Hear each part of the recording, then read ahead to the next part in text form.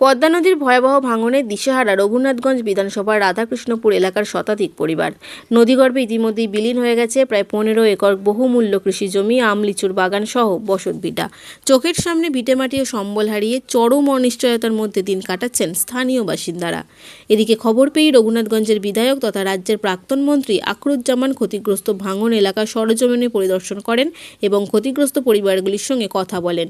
নদীগর্ভে বিলীন 15 একর কৃষি জমি, বাগান ও বহু বসতভিটা, সর্বশান্ত শতাধিক পরিবার। পরিস্থিতি সামাল দিতে আপাতত জরুরি ভিত্তিতে সাময়িক কাজ চালানো হচ্ছে।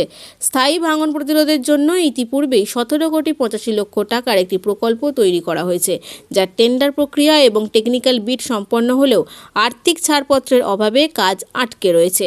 সমস্যার দ্রুত নিষ্পত্তির জন্য সেচ মন্ত্রীর সঙ্গে যোগাযোগের চেষ্টা চলছে। আগামী সোমবার কলকাতা রওনা হয়ে মঙ্গলবার সরাসরি সেচ মন্ত্রীর সঙ্গে দেখা করে আর্থিক ছাড়পত্র আদায়ের চেষ্টা করবেন তিনি। প্রয়োজনে মাননীয় মুখ্যমন্ত্রীর সঙ্গেও তিনি কথা বলবেন বলে জানিয়েছেন। বিধায়ক বলেন, পদ্মার ভাঙনে মানুষ সর্বশান্ত হয়ে দিন মজুরে পরিণত হচ্ছে। এই প্রাকৃতিক বিপর্যয় আমাদের চরম উদ্বেগের কারণ। তবে আপনারা আতঙ্কিত হবেন না, আমরা সব সময় আপনাদের পাশে আছি। দ্রুত সম্ভব স্থায়ী ভাঙন প্রতিরোধের কাজ শুরু করার ব্যবস্থা করব।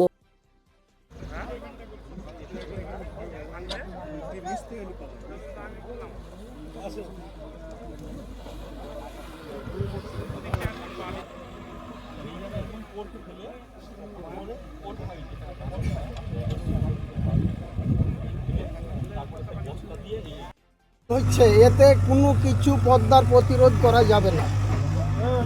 আমাদের মাননীয় এমএলএ সাহেব যে কথা বললেন, মনে এটা ঘুরপাক খায় যে পদ্মাতে যখন জল পরিপূর্ণ হয় তখন কেন এমার্জেন্সি কাজটা হয় না।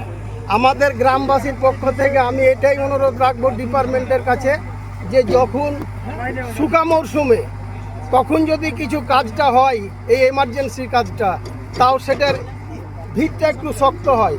আর জলের গতি এখন প্রচণ্ড বেগে বয়ে যাচ্ছে। এখানে এটা ফেলে আমার জ্ঞানত আমাদের গ্রামবাসীর পক্ষ থেকে এ কাজ আমরা চাই না।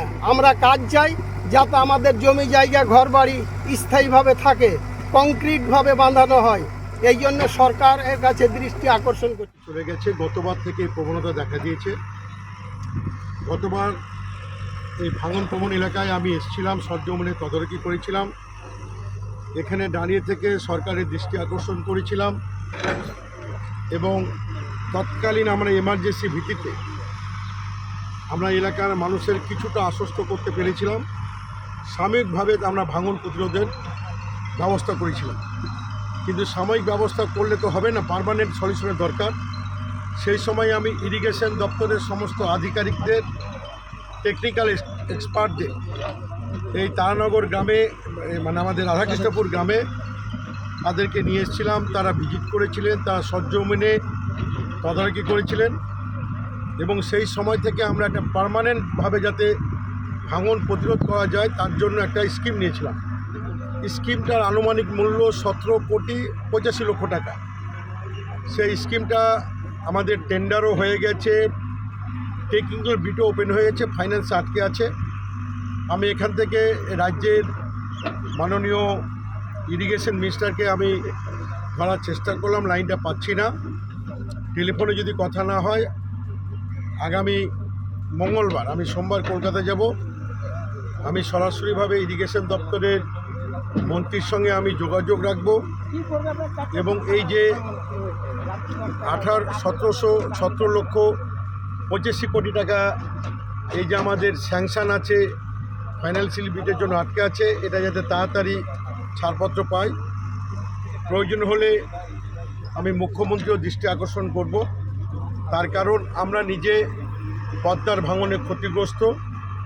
পদ্মার ভাঙনে আমরা অনেকে সর্বশান্ত হয়েছি। এখানকার অনেক যারা জমিদার, যারা জমি জমা করে জীবন জীবিকা অর্জন করে, এই ভাঙনের কারণে পথের ভিখারি হয়েছে, ক্ষেতমজুর হয়েছে, লেবার হয়েছে, তারা পরাজয়ী শ্রমিকে পরিণত হয়েছে। সেহেতু এটা আমাদের আতঙ্কে, আমাদের দুশ্চিন্তার কারণ। তবুও প্রাকৃতিক বিপর্যয় কাউকে বলে কয়ে আসে না, আর প্রাকৃতিক বিপর্যয়ের সঙ্গে আমাদের লড়াই করে আমাদের বাঁচতে হচ্ছে।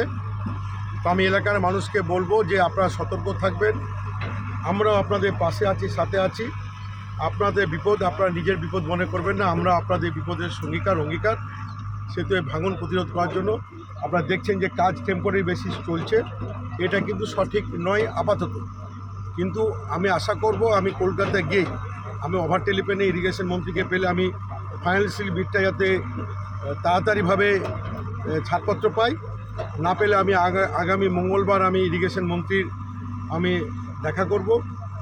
প্রয়োজন হলে মুখ্যমন্ত্রীর সঙ্গে আমি দেখা করে এই এলাকার মানুষের যাতে আতঙ্কগুলো তুলে ধরে মানুষ যাতে আতঙ্ক মুক্ত হয় আমি সরকারের দৃষ্টি এই জিনিসটা মানুষের যে বক্তব্য, এই বক্তব্যটা কিন্তু আমারও আছে কিছু, মানে আমি কিন্তু মানুষের বক্তব্যের সঙ্গে আমিও কিন্তু সহমত যে এই সময় ভাঙনে এই যে জলের তলে সব চলে যাচ্ছে, আর এই সময় কেন ডিপার্টমেন্ট কাজটা করে এই প্রশ্ন কিন্তু আমার মনেও আছে। আমি নিজকে প্রশ্ন করে উত্তর পাই না।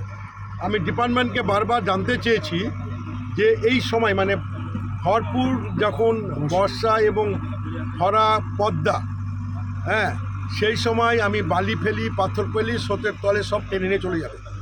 আমি যদি খরা মরশুমে যদি তল থেকে আস্তে করে আমি এটাকে তৈরি করতে পারি তাহলে কিন্তু আমরা আশঙ্কামুক্ত হতে পারি।